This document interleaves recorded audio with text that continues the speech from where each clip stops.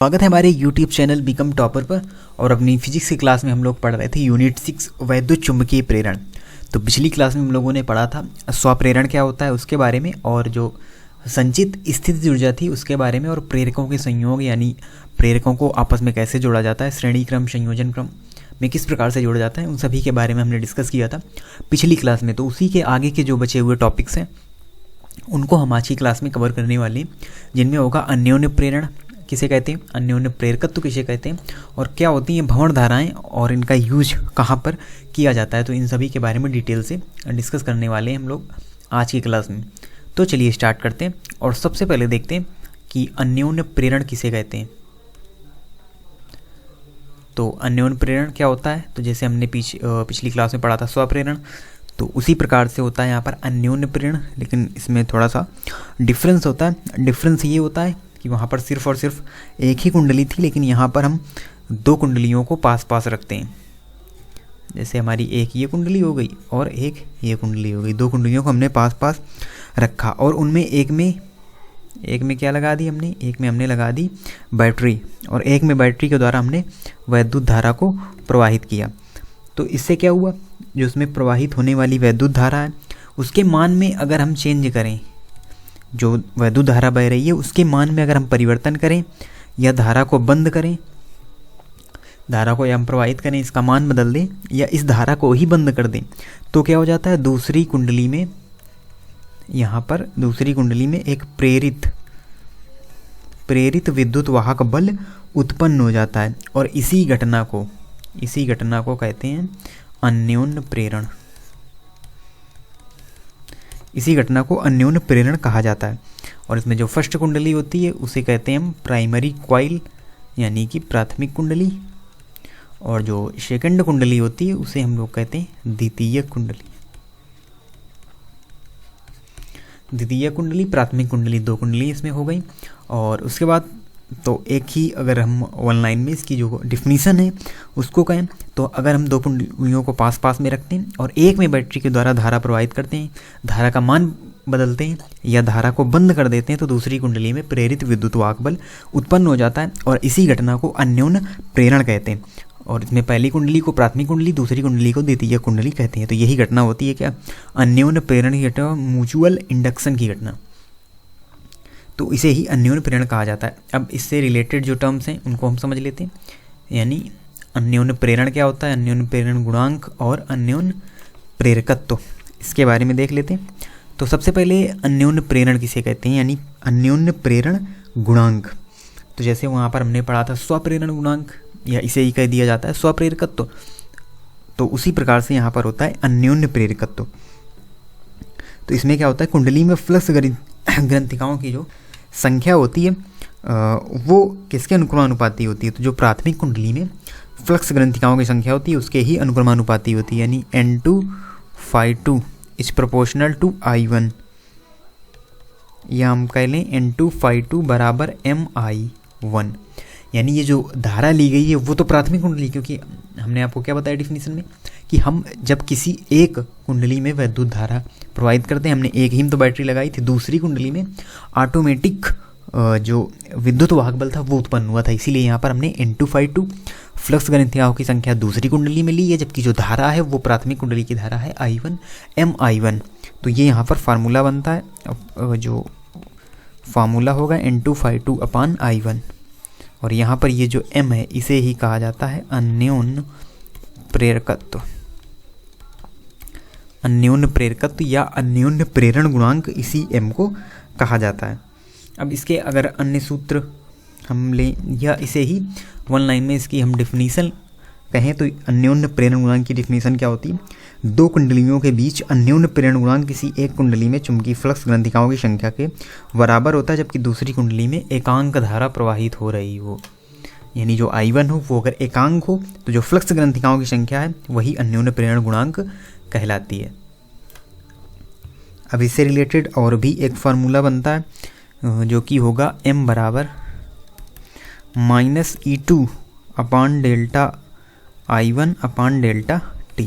तो ये एक और फार्मूला इसी से जुड़ा हुआ बनता है, और ये जो E2 है ये सेकेंडरी कॉइल यानी द्वितीय कुंडली में जो प्रेरित विद्युत वाहक बल उत्पन्न हुआ है उसी का मान है E2 यहाँ पर जो लिखा हुआ है। अब यहाँ पर जो मात्रक होता था हमारा स्वप्रेरण गुणांक का, वही होता है अन्योन्य प्रेरण का भी, यानी इसका भी मात्रक होता है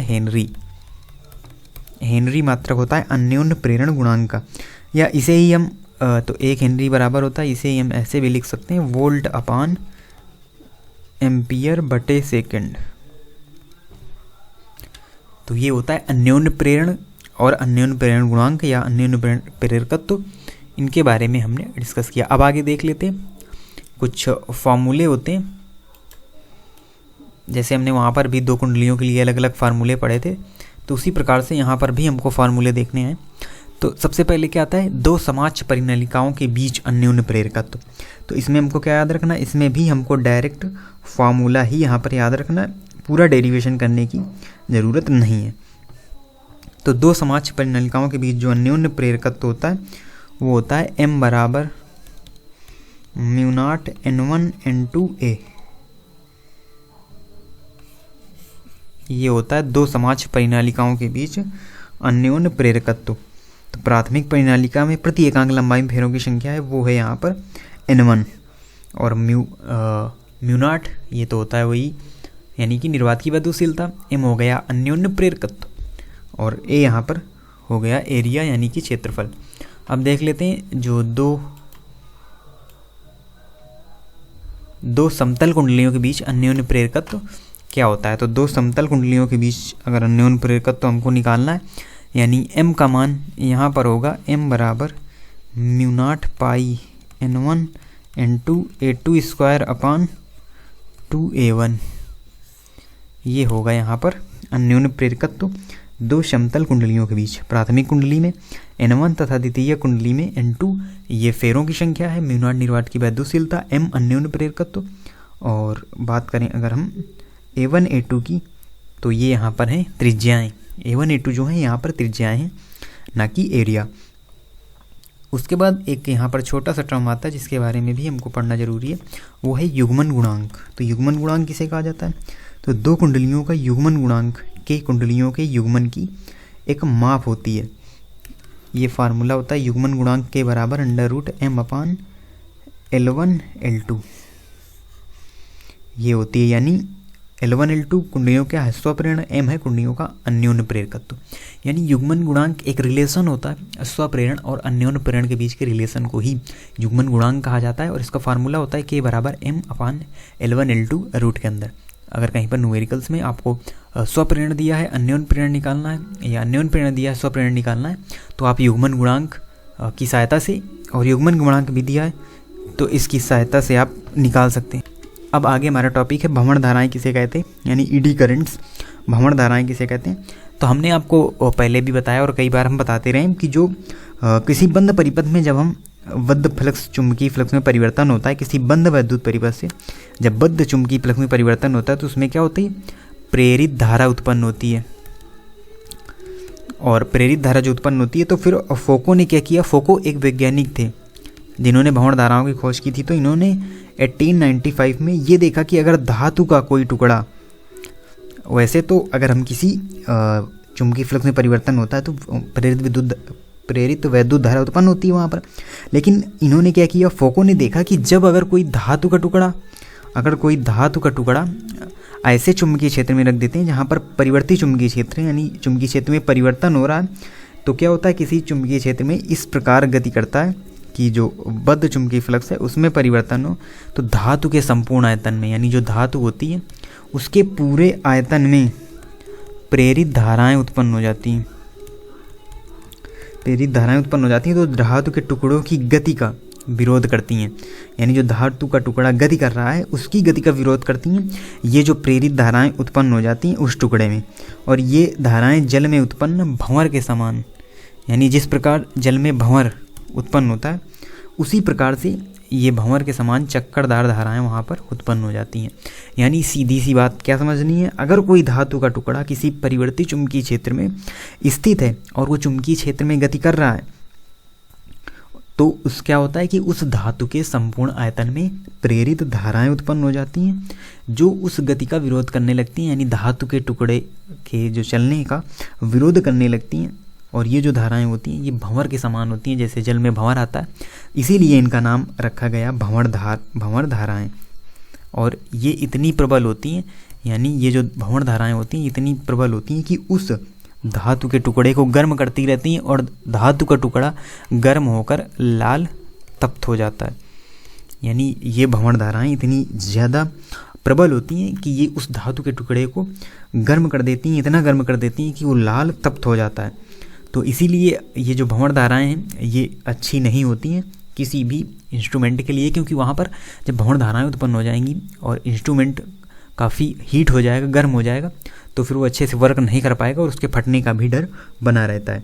इसीलिए इनको रोकने के लिए कुछ उपाय करने होते हैं।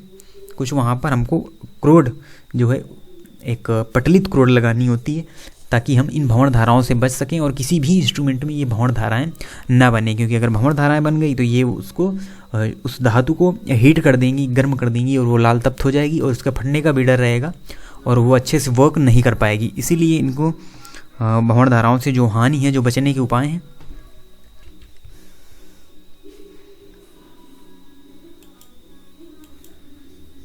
यानी प्रत्यावर्ती धारा जनित्र क्या होता है उसके बारे में हमको डिस्कस करना है। तो वो एक हमारा लास्ट टॉपिक होगा इस यूनिट का, उसके बाद हमारी यूनिट पूरी तरीके से कंप्लीट हो जाएगी। तो मिलते हैं अगले टॉपिक में नए टॉपिक के साथ, तब तक के लिए धन्यवाद।